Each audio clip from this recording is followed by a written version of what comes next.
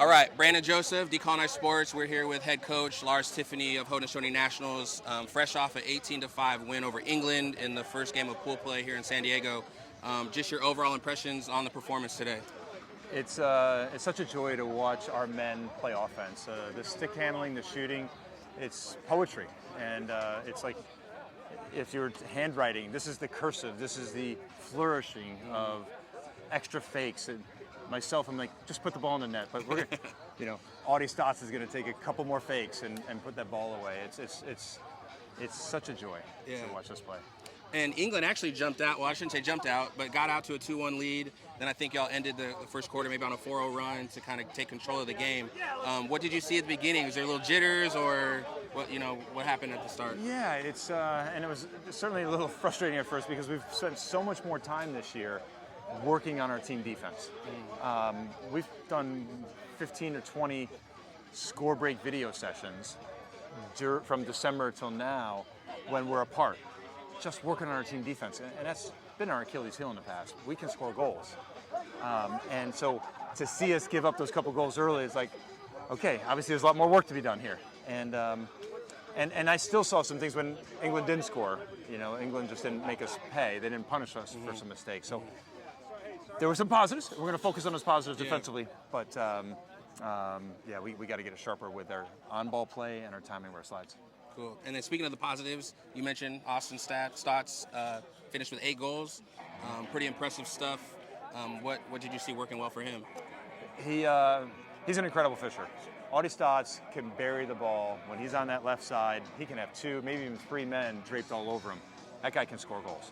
But he will tell you first and foremost, he's finishing everyone else's work.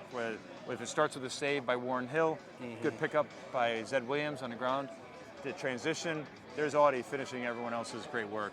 Oh boy, there's nobody better, really. You want that ball in his stick on that corner.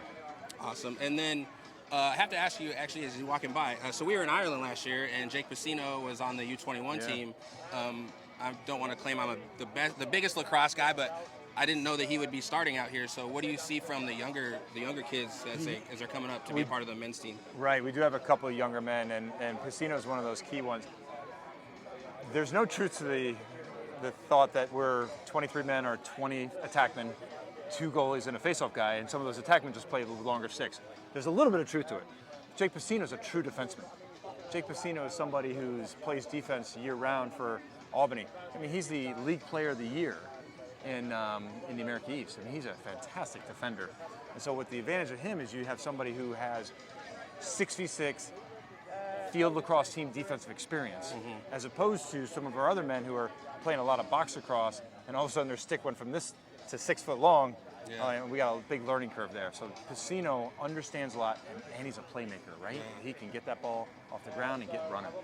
So what is the key to that learning curve, as a lot of the players are going from box to field? It's those score break video sessions, when they're on the different nation and reses, and we're connecting in February and March, even though we're in the middle of college lacrosse season. Those video sessions are so key, and going through and using our language. It's almost like learning a second language, learning in team defense. Offense should talk, defense has to talk. And so that learning curve, we've been able to accelerate it because of the commitment of these men to get in at 9 p.m. on Monday nights when you just, you got your kids, just put in bed, it's time to relax. I'm so grateful for the all-in commitment of this group. And so as we discussed before we got on camera, your first coach or head coaching game, I guess, as Haudenosaunee, as head coach of Haudenosaunee. Just what does that mean to you to be here in San Diego, representing the Haudenosaunee, leading this team on this world stage as they try to win a championship? Yeah, it's I was fortunate to be with the Haudenosaunee, known as the Iroquois Nationals in Israel, and as the assistant coach or head coach, it doesn't matter. It's such a joy to spend time with a Native American, with the Haudenosaunee man. The spirit, the spirituality of the game lifts me up, and so I'm just very fortunate and to be on the receiving end of their gift. Cool. And then I'll get you out of here on this. Not much time to celebrate. You have a big game tomorrow night. Team USA, I think everybody knows what they bring to the table.